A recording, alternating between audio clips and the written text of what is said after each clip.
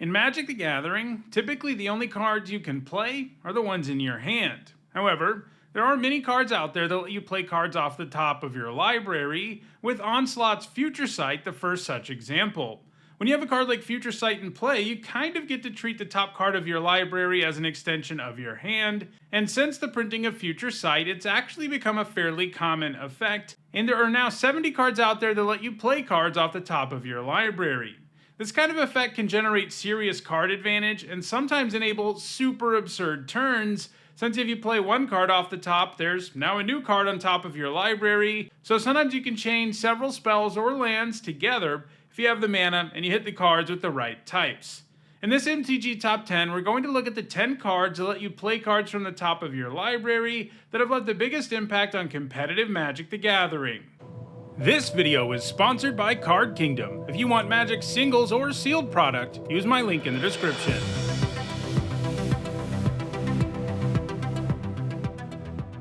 Before we get started, here's a quick reminder on how I rank cards in these videos. A first tier top 8 is worth 2 points, this includes events like Pro Tours, and a second tier top 8 is worth 1 point. This includes events like regional championships. At number 10, it's Cemetery Illuminator. For 1 generic and 2 blue mana, it's a 2/3 flyer that exiles a card from a graveyard when it enters or attacks. It also lets you look at the top card of your library at any time. This is a pretty common effect on this type of card. Generally, they either let you play with the top card of your library revealed, or they let you look at the top card of your library at any time. It is better for a card to only let you see the top card of your library, because in that case it's just upside, it gives you information about what your next card is going to be, and that never hurts. Anyway, once each turn, the Illuminator lets you cast a spell from the top of your library if it shares a card type with a card exiled by the Illuminator. Unlike most versions of this effect, the Illuminator does cap how many times you can do it in a turn, but it can still allow you to get an extra card every turn, and the more cards you exile with it, the more likely it is that you can cast something. That's pretty sweet on a card that is already a fairly efficient flyer that also provides some graveyard hate. While in Standard, the Illuminator saw a bit of play in decks like Izzet Control and Mono Blue Tempo, but it's been more successful in Pioneer and its Arena variant, Explorer. In both formats, it's been typically featured in Spirit decks, which can do even more with Cemetery Illuminator thanks to Spirit payoffs like Rattle Chains and Mausoleum Wanderer. However, Cemetery Illuminator doesn't have any top 8 so far in 2025, and it may be done putting up top finishes. At number 9, it's Conspicuous Snoop. For 2 red mana, it's a 2/2 that has you play with your top card revealed, and it lets you cast goblins off the top of your library. Additionally, if the top card of your library is a goblin, the Snoop gains the activated abilities of that card. The Snoop is a unique version of this effect, mostly because sometimes you actually don't want to cast the card off the top, since the Snoop having the right activated ability is sometimes more valuable than casting the actual goblin. The printing of the Snoop in 2020 was a boon for goblin decks in multiple formats, because it gave those decks an easily accessible combo win condition that they could play alongside their usual aggro plan. And oftentimes, goblins have a problem of running out of gas, but this keeps that from ever happening. While Pioneer Goblin decks don't normally have a combo per se, they are pretty happy to gain access to the activated ability of Battlecry Goblin and Hobgoblet Bandit Lord when they're on the top of the library. Formats with larger card pools give the Snoop access to far more powerful activated abilities, so it provides the same value engine potential while also enabling some combos.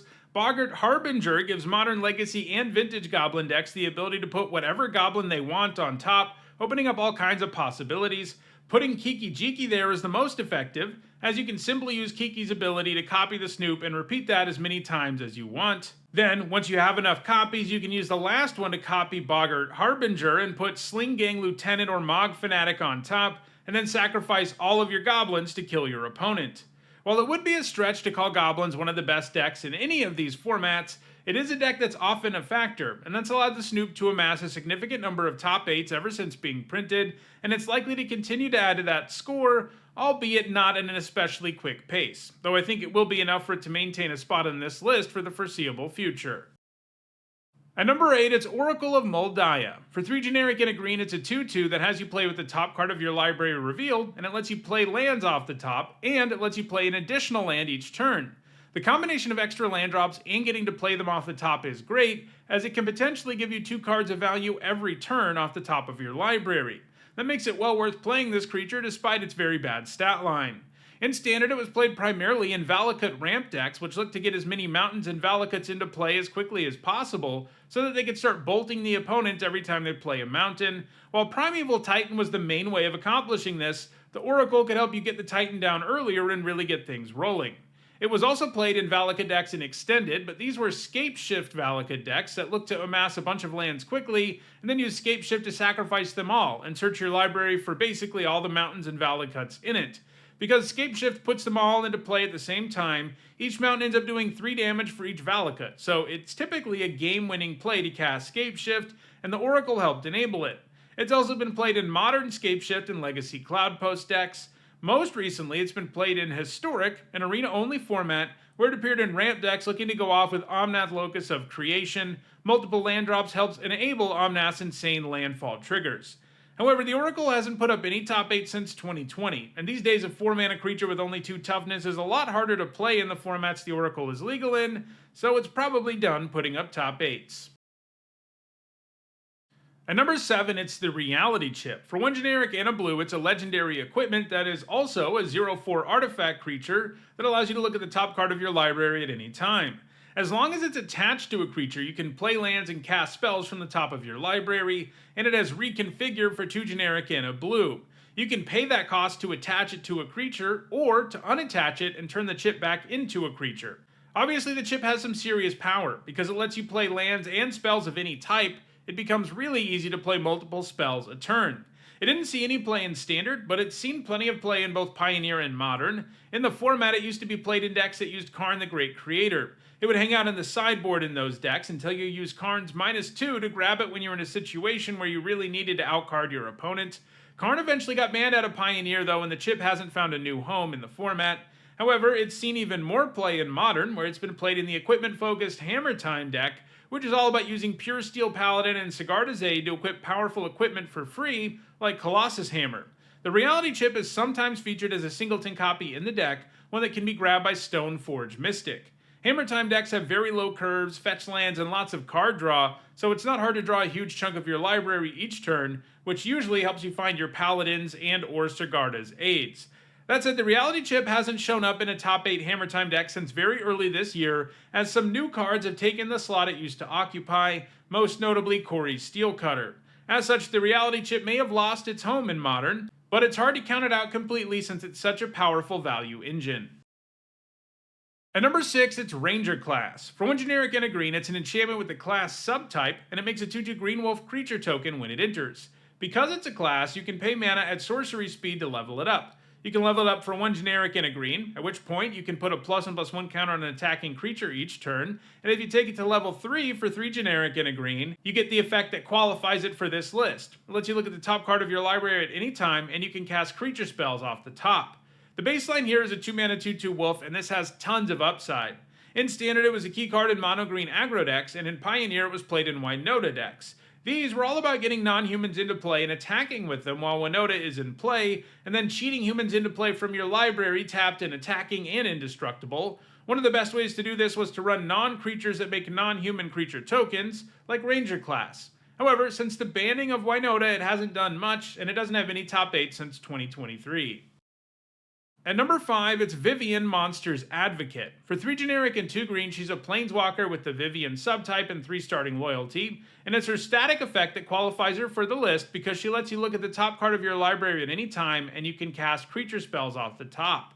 In addition to that effect, which is pretty sweet on its own, she also has a +1 that makes a 3/3 beast token, and you can choose to put a Vigilance, Reach, or Trample counter on it, and she has a -2 that makes it so your next creature spell allows you to tutor up a creature card with lesser mana value and put it on the battlefield. Basically, Vivien is going to make sure you have some creatures one way or another. While it's unlikely you can start ripping creatures off the top of your library the turn she comes down, her +1 gives you a formidable body that can even stop flyers, making it pretty likely she makes it to your next turn, at which point you can begin building an insane advantage thanks to all of her abilities.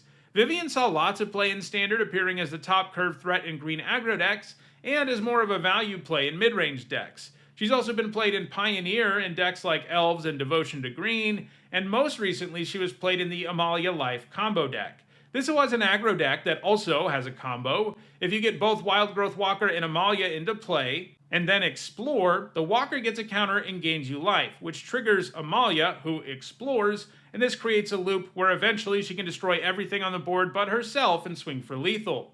Vivien was mostly a sideboard card in that deck, brought in for grindier matchups. She was good at helping you find your combo pieces between her -2 and her ability to play creatures off the top. However, Amalia ultimately got banned in Pioneer, and since then, Vivien hasn't seen any play, and she isn't currently putting up top 8s in any format. At number 4, it's Experimental Frenzy. For 3 generic and a red, it's an enchantment that lets you look at the top card of your library, and it lets you play any card off the top. That's super broad, so they did have to give it a downside. You can't play cards from your hand.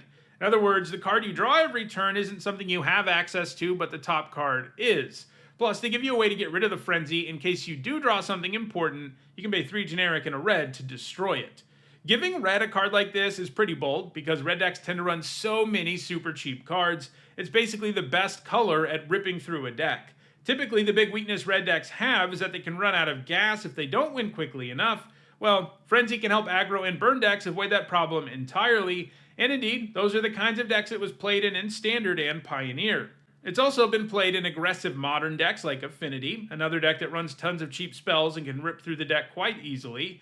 However, in Legacy, the Frenzy is used in very different kinds of decks, like lands. A deck that, well, runs lots of lands as well as lots of effects like Exploration that allow you to make multiple land drops, so the deck has an easy time taking advantage of the Frenzy. Experimental Frenzy is still seeing regular success in Pioneer, and it's going to continue to add to its score. At number 3, it's Courser of Kruphix. For 1 generic and 2 green, it's a 2/4 enchantment creature, and you play with the top card of your library revealed, and you can play lands from the top of your library, and you also gain 1 life anytime a land enters the battlefield under your control. Like all of the cards on this list, Courser of Kruphix is of course a great value engine. Being able to play lands off the top of your library is a big deal, as every time you're able to do that, you're effectively drawing a card. Because you can play lands off the top, this helps you get closer to drawing non-lands while also adding to your resources in play, and that's just great.